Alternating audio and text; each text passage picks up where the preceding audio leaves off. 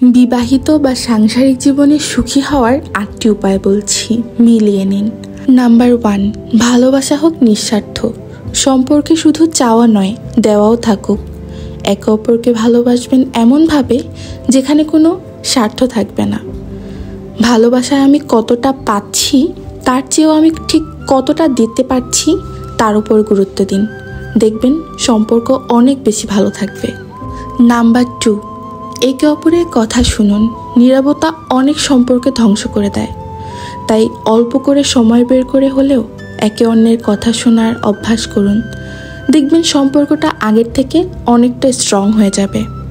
3 নম্বরে, সম্পর্কে ইগো নয়, বোঝাপড়াকে গুরুত্ব দিন। বিয়ে মানেই দুটো আলাদা মানুষের একসঙ্গে থাকা নয়।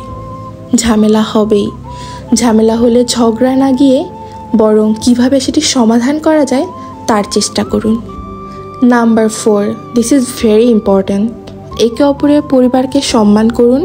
আপনি যাকে ভালোবাসেন তার পরিবারও কিন্তু তার জীবনেরই একটা অংশ, তাই একে অপরকে ভালোবাসলে তার পরিবারকে সম্মান করা শিখুন। একে অপরের পরিবারকে সম্মান করার মাধ্যমেই সম্পর্কের গভীরতা এবং আস্থা তৈরি হয়। নাম্বার 5, একসাথে সময় কাটান, স্মৃতি তৈরি করুন।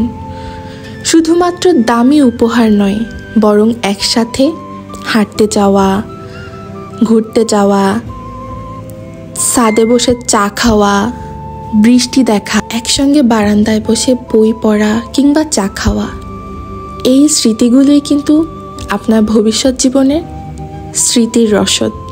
এই কাজগুলোই আপনার সম্পর্কের ভিতকে আরও বেশি মজবুত করে তোলে।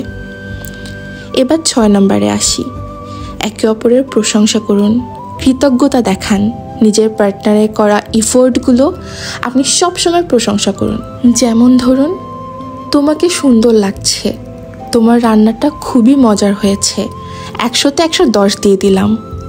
কিংবা পরিবারের জন্য তুমি কত কষ্ট করেছো, এই কথাগুলোই সম্পর্কে ম্যাজিকের মতো কাজ করে। দেখবেন আপনার সম্পর্ককে আরও বেশি মধুর করে তুলবে।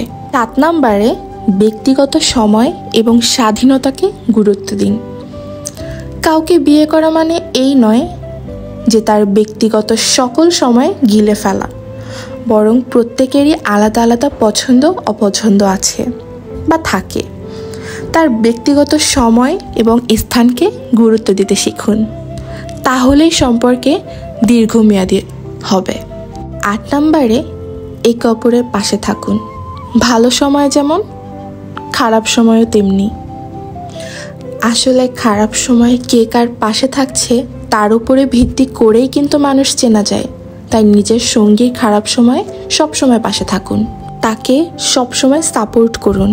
সবশেষে বলতে চাই, সুখী দাম্পত্য জীবন কোনো ম্যাজিক নয়, বরং প্রতিদিনের ধৈর্য, বোঝাপড়া আর একটু একটু করে গড়ে তোলার ফসল। তাই ভালোবাসা চোখে নয়, অন্তরে হোক। ভালোবাসা কথায় না, বরং ব্যবহারে হোক। আরে, কথা বলতে বলতে তো আমার রান্নাই শেষ হয়ে গেল। কি জিভে জল চলে আসছে? আসারই কথা, কারণ এই রান্নাটা এত মজা হয় মামুনির, কি বলবো। আপনারা কিন্তু অবশ্যই এই রেসিপিতে বাসায় ট্রাই করবেন।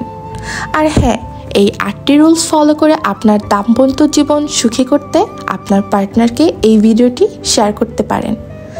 So that's all for today. Thank you for watching. ভিডিওটা ভালো লাগলে বেশি বেশি লাইকস, কমেন্টস অ্যান্ড শেয়ার করবেন। আর এরকম আরও অনেক সুন্দর সুন্দর ব্লগ দেখার জন্য সবাই আমার সাথেই থাকুন। টাটা, বাই বাই, আল্লাহ হাফেজ।